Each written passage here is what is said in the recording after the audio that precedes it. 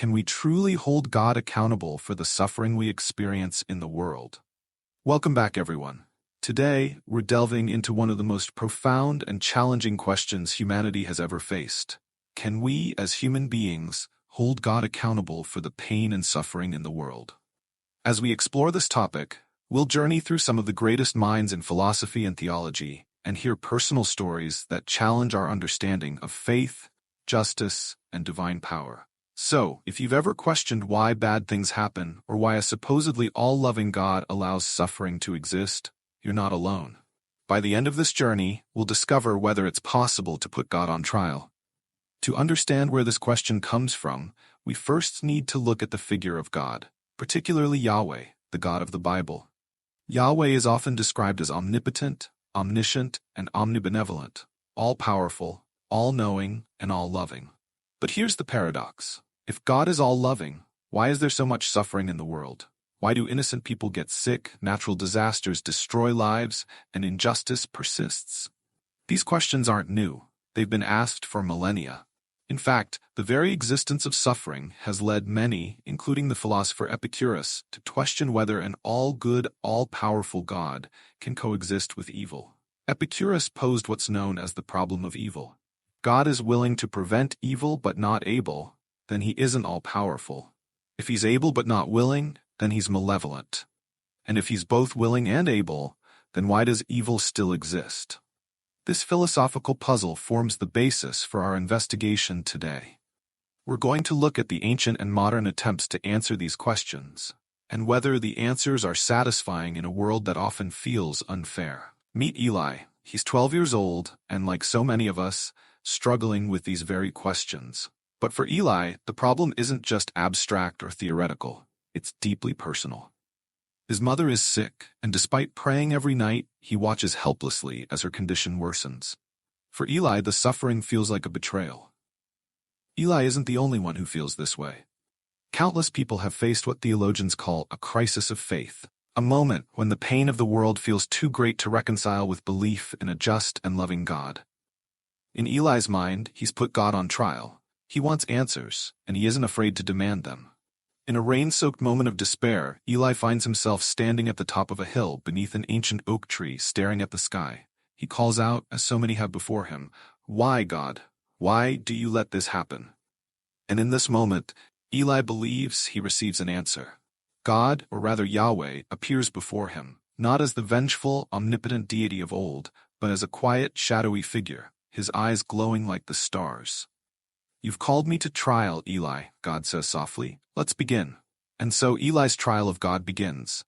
Eli demands to know why his mother, who has done nothing wrong, is suffering. "If you're so powerful," Eli asks, "why don't you stop it?" God explains that suffering is not a punishment from him, nor is it something he directly causes. Instead, suffering is part of life, woven into the fabric of existence. God reminds Eli of the gift of free will, that to allow people to choose, he must also allow them to hurt each other. But even more difficult for Eli to accept is the notion that there are reasons for suffering that even God cannot fully explain to him. The idea of theodicy, that is, justifying God in the face of evil, comes up repeatedly in theological discussions. Figures like John Hick argue that suffering serves a higher purpose, helping individuals grow in virtues like courage, resilience, and empathy. However, for Eli, this reasoning seems insufficient, especially when his mother's pain is so immediate and unjust.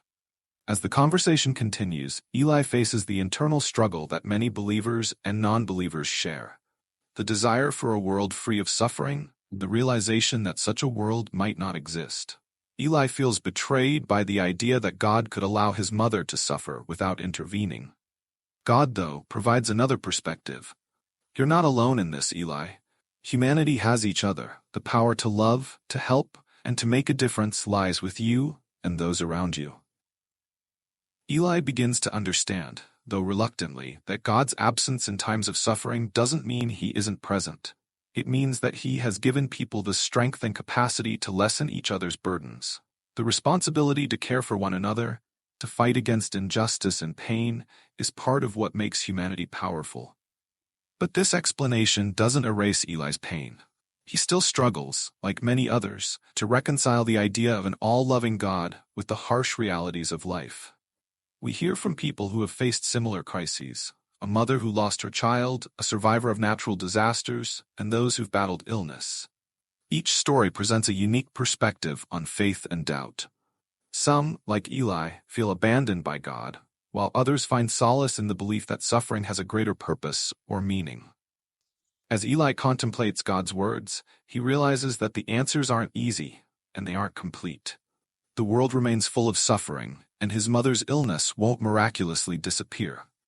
But Eli also sees that there's a different kind of power, one that lies in his ability to love, to be present for his mother, and to care for those who need him. Eli leaves the hill, not with a sense of complete understanding, but with a renewed sense of purpose. He doesn't have to know all the answers to continue asking the questions or to live with kindness, compassion, and love. Philosophers and theologians might not agree on how to resolve the problem of evil. For some, the existence of suffering is enough to cast doubt on the existence of an all-powerful God.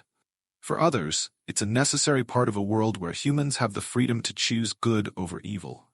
In the end, the trial of God is one that never fully ends.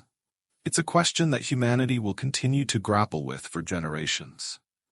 What we learn from Eli's story is that the search for understanding, the act of questioning, is as important as the answers themselves. And while suffering remains a part of our world, so too does the capacity for love, compassion, and resilience. Thank you for joining us on this exploration of one of life's greatest questions. If today's discussion resonated with you, I encourage you to continue the conversation. What do you think about suffering and God's role in it? Drop your thoughts in the comments below. Don't forget to check out our other videos exploring faith, philosophy, and the human condition. Let's keep searching for answers together.